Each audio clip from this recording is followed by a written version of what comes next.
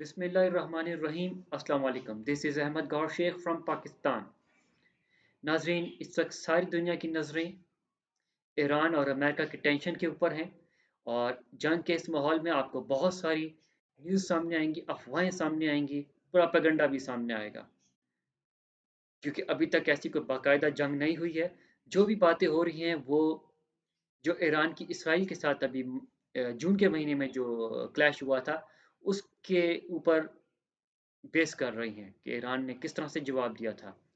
Recently अब जो खबरें आ रही हैं वो ये हैं कि कुछ ऐसी कोशिशें भी की जा रही हैं प्रोपेगेंडा के थ्रू कि ईरान का जो कॉन्फिडेंस है रीजनल कंट्रीज़ के साथ, वो कॉन्फिडेंस मुतासिर हो जाए, कन्फ्यूजन फैल जाए इनके ताल्लुकात में, जिससे दुश्मन फ़ायदा उठाने की कोशिश करेगा। और बहुत सारी वो ताकतें जो ये बात साफ नज़र आ रही है, वो ताकतें जिनको इस बड़ी ताकत की मौजूदगी, अमेरिका की मौजूदगी नहीं पसंद इस रीजन में, तेल की शाहराहों पर ईरान के कंधे पे बंदूक रख के चलाएंगे। और खबर यहाँ बनेगी क्योंकि अमेरिका जो कुछ कर रहा है ये कोई नई बात नहीं है, ये खबर ही नहीं है। अमेरिका हमेशा ये काम करता है, ये उनकी नॉर्मल रूटीन है। कभी इराक पर अटैक कर दिया, कभी अफगानिस्तान पर अटैक कर दिया, जो ताकतें जवाब नहीं दे सकती तकड़ा। इस दफ़ा तकड़े जवाब की उम्मीद है। खबर उस दिन बनेगी जब ईरान के हाथों कोई बड़ा नुकसान हो जाएगा, उनके सोल्जर पकड़े जाएंगे या उनका कोई एयरक्राफ्ट कैरियर डबो दिया जाएगा। अगर एयरक्राफ्ट कैरियर को डबो दिया गया तो एक बड़ी आलमी एम्पायर का शराजा बिखर जाएगा। दूसरी खबर है जो पीटर शेफ एक माहिर माशियात हैं अमेरिका के, उन्होंने पहले भी एक खबर दी थी 2008 में अमेरिका के मुआशी बहरान से मुतालिक, और वो न्यूज़ उनकी दुरुस्त साबित हुई, जिसके बाद वो मशहूर हुए दुनिया में। दरमियान में भी वो ये पेशन गोइयाँ करते रहे मिस्टर पीटर शेफ, और उनका कहना ये है कि इस वक्त डॉलर की कीमत गिर रही है। दुनिया की बड़ी ताकतें चाइना, इंडिया जैसे ममालिक वो डॉलर के कम कर रहे हैं ज़खायर और गोल्ड की तरफ बढ़ रहे हैं, और यही अगर कुछ जारी रहा सब कुछ, तो अमेरिका की जो मईशत है वो गिर जाएगी, अमेरिका की ताकत कमज़ोर हो जाएगी। अगर ऐसा होता है तो इससे जहाँ, अच्छा ये बहरान अमेरिका के अंदर महदूद रहेगा लेकिन इससे बाकी दुनिया को फ़ायदा होगा। और देखना यह है कि वो फ़वाइद क्या हो सकते हैं। उन फ़वाइद में जो मेन बात है वो ये है कि जब बहरान आएगा तो उसमें जो कंपनीज़ हैं बहुत सारी, वो अपनी स्ट्रेटजीज़ को रिव्यू करेंगी कि उनको कहाँ-कहाँ नुकसान हो रहा है। वो अपने खर्चात को कंट्रोल करेंगी और वो ऐसे तरीके अडॉप्ट करेंगी जिससे खर्चात कम हों और माली फ़वाइद ज़्यादा हों। और उसमें बहुत सारे लोग जो हैं जब इस तरह के बहरान आते हैं तो वो बन जाते हैं, उनकी हैसियत बहाल हो जाती है दुनिया में, चाहे वो इनफरादी हैसियत में हो या कोई वो कंपनीज हों, इदारे हों। मिसाल के तौर पर जब प्रॉपर्टीज़ या बहुत सारी चीज़ों की कीमतें नीचे जाती हैं तो वो उसको परचेज करते हैं, उन असासों को, और उसमें वो बन जाते हैं, उनकी माली हैसियत बहाल हो जाती है, चाहे वो किसी भी किस्म के असासे हों। इसको स्टॉक एक्सचेंज में बियरिश का ट्रेंड कहा जाता है, क्योंकि चीज़ों की कीमतें नीचे आती हैं तो फिर बियर आता है और वो उसको ग्रैब कर लेता है। इसी तरह और भी फ़वाइद होते हैं जो दूसरे ममालिक को फ़वाइद होंगे।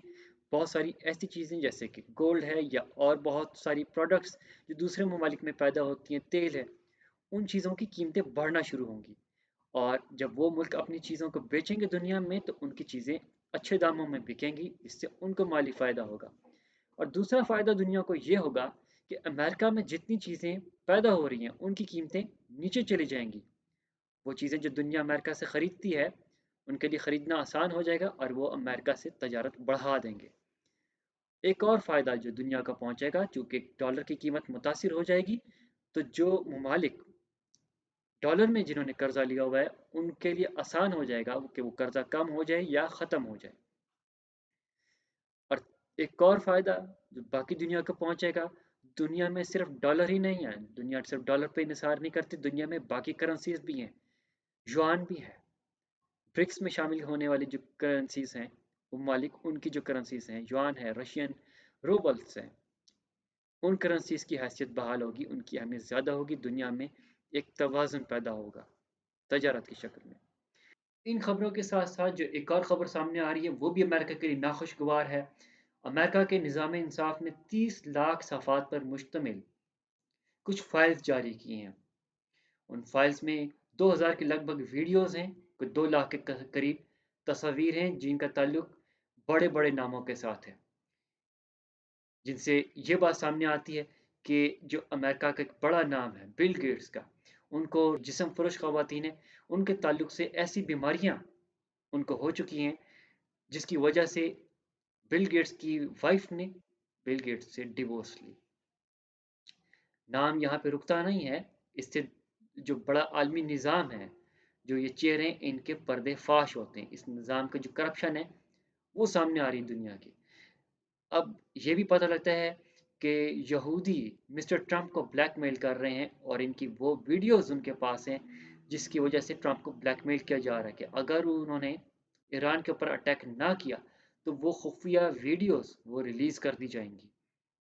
اور نام یہاں پہ نہیں رکتے، ابھی کچھ عرصے پہلے آپ کو یاد ہے ایک ایسا نام جو کہ شاید بہت دنیا کے نالج میں نہ ہو اور صرف اپنے مخصوص حلقے میں وہ جانے پہچانے جاتے ہیں، جیسے کہ نام چامسکی۔ نام چامسکی کا نام بڑا نام لٹریچر کے لنگوسٹکس کے حلقے میں جو کہ لسانیات کے اوپر عبور رکھتے ہیں، ان کا نام بھی سامنے آیا تھا جو جیفری ایپسٹین سے جڑا ہوا تھا، اور نام چامسکی اپنے اس تعلق پہ خاصے شرمندہ بھی تھے۔ یاد رہے نام چامسکی 2001 میں پاکستان آئے تھے اور انہوں نے لاہور اور اسلام آباد میں لینگویج کے اوپر کچھ لیکچر دیے تھے۔ اس کے علاوہ پاکستان کا ایک نام جو جیفری ایپسٹائن کے ساتھ منسلک ہے، جس کی گواہیاں بھی موجود ہیں، یہ سابق پرائم منسٹر کا نام ہے۔